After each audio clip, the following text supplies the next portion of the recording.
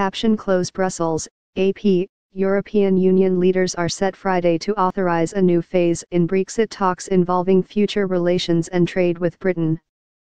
The anticipated clearance will provide a welcome boost to British Prime Minister Theresa May, who earlier this week lost a key parliamentary vote over giving lawmakers the final say on the Brexit deal before Britain leaves the EU in March 2019.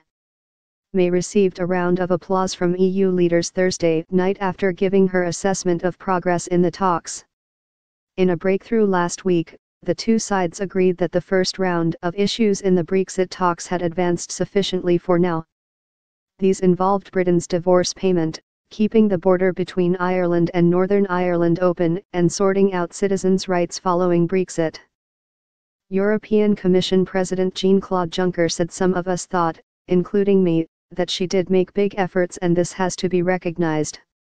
Malta's Prime Minister, Joseph Muscat, echoed that view, saying there was appreciation from everyone, despite admitting concerns in the EU about developments in London.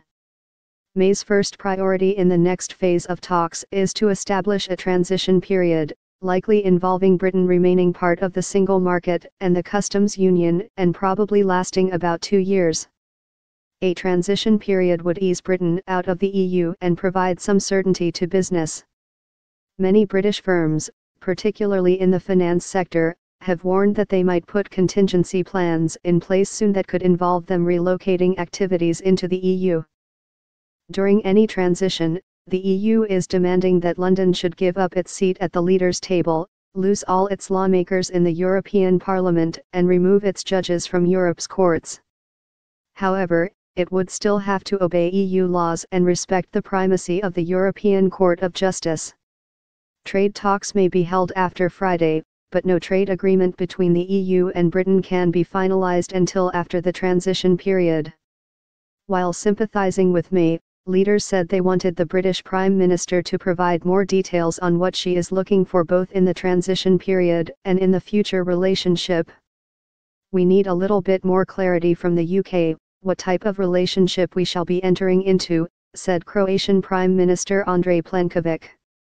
She is having to cope with all sorts of pressure, he said.